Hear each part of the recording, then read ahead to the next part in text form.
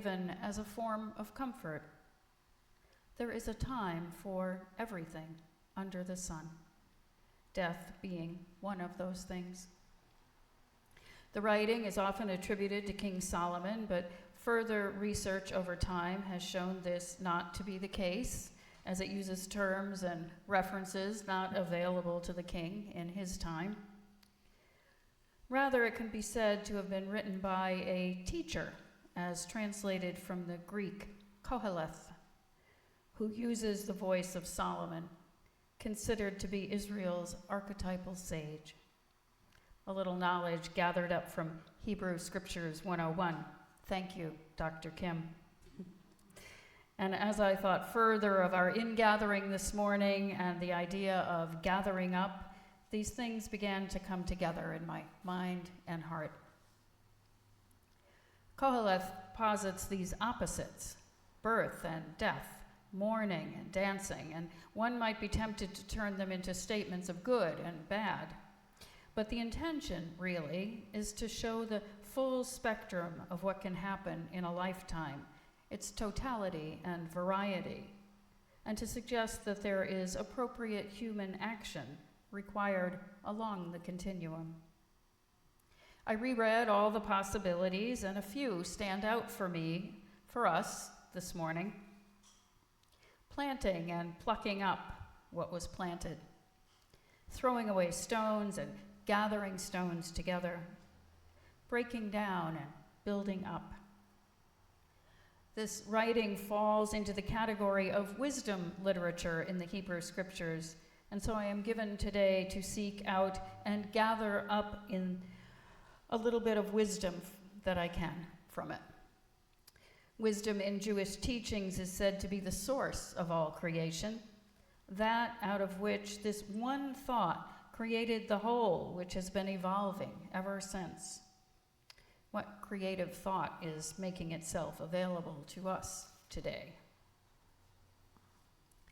When I first came to you, we were at the very beginning of a pandemic, and I suggested then that we use our time wisely, this space of waiting for danger to pass, this unlimited space to dig in and plant seeds for our future, for that time when safety returns and we can return to life with some amount of normalcy.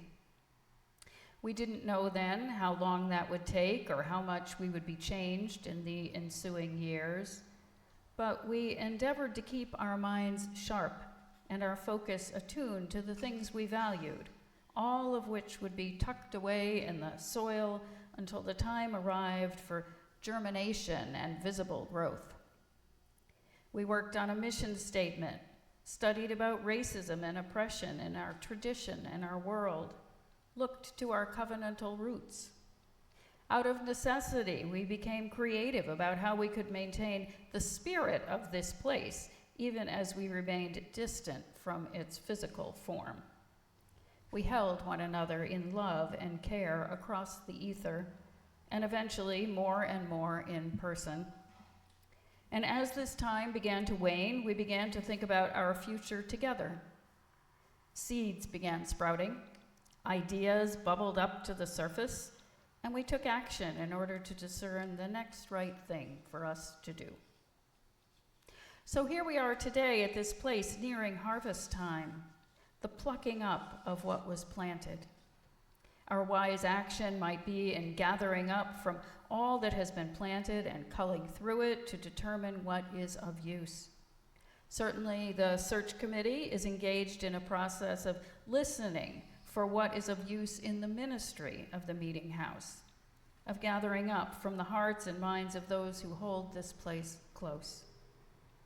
I've tried to keep it fresh here on Sundays, getting us out of our heads and into our bodies more of the time, to invite spirit and to invite action. But what other areas of church life are asking this process of us? And what are these stones to be thrown away and gathered up? Koheleth reminds us that there are always both. Things we discard and new things, or even old things that we gather unto ourselves. Stones are rock hard, but also worn smooth by time, varied in their content, which they have gathered up from their surroundings all along their paths, fused together, just like each of us and all of us here today. The point, though, rests in the timing. We can go at life all helter-skelter without giving a lot of thought to wise timing, or we can spend a little effort in considering what time it is, taking the temperature of the times. Where are we on this journey? It is a critical juncture in the life of the meeting house, a time to think seriously about sustainability. We have said that we are in this for the long haul. How best to ensure that takes measured and creative approaches. When you are working on a stone wall, you have to see which stones best fit and which ones to leave for another spot in the wall. This is how you ensure that the wall will stand. How are we doing at sorting stones, at wise placement?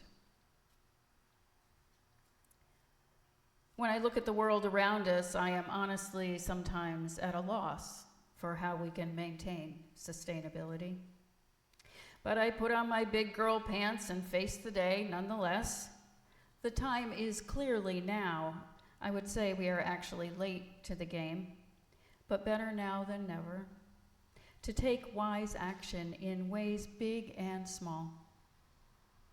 I wonder about our Earth home and what I can do to help. Just one person, but I believe that even one person, one action can make a difference. Every step an impact, I said last month.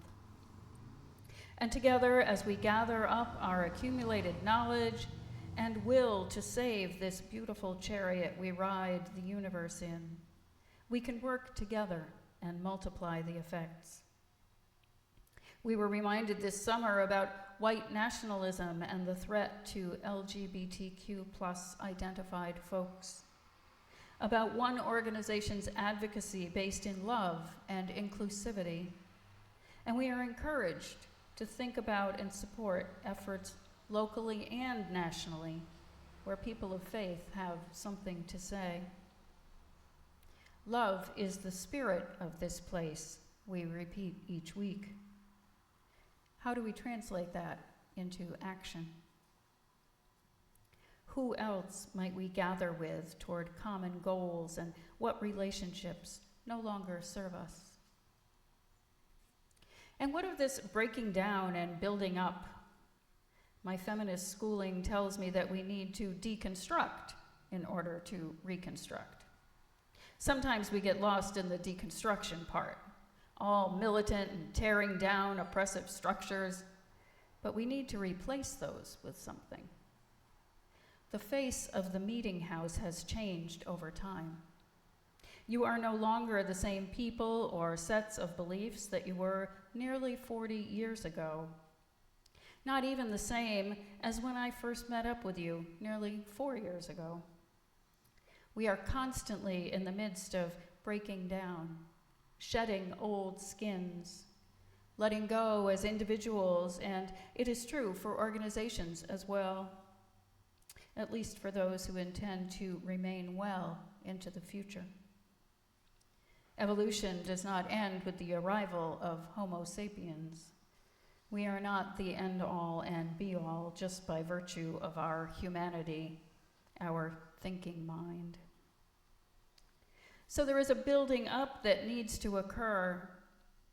I think that we worry sometimes about letting go of this or that practice or ritual or way of thinking or doing, that we put too much negative energy into the what-ifs instead of employing positive, creative energy with them. So many churches and so much of our culture is in this place of rebuilding. It can be a scary time. Koheleth reminds us that this breaking down and building up has always been a part of our evolution, a part of life. If we can normalize this idea, it will be less frightening and less apt to cause us to freeze midstream, digging our heels in and becoming mired in the muck. How many things have you successfully taken apart and put back together, cleaned up and repurposed for good use? Not to jump the season, but I remember last year buying a super old wooden sled from the thrift shop, taking it apart to some extent, sanding and painting and staining, replacing broken parts, ultimately adding greens and a bow. Now I have a holiday decoration for my front porch that will last for many years to come. We can do this on a more personal level when we see parts of ourselves that no longer work for our best interests. And collectively, as we think about and look toward what church means to people post-pandemic in the 21st century. To my mind, there are as many ways to do church as there are people doing it. This morning, we came together with waters from our favorite Cape Cod places, waters we had gathered up from the ocean with its rising and ebbing tides, from rivers and streams making their way to the sea, from kettle ponds left by glaciers of long ago, rainwater and dewdrops alike. All of it gathered up and poured into our common vessel. Each drop represents one of us, or even one idea that one of us has, represents a seed planted or a fruit ready for harvest, a stone's ripple effect as it touches the surface, a cleansing and a renewal. It is in this coming together of waters and all they symbolize for us in this time, on this journey, that we celebrate our annual ingathering, prepare ourselves for the work of the church year ahead. May we look to wisdom as we envision our future together. May we seek out that creative spark, that one thought that propels us onward through time. May we engage the full spectrum of life's potential with courage and love. May this gathering up of people and water, wisdom and creativity be for us a new beginning on the path of blessing. So may it be, and amen.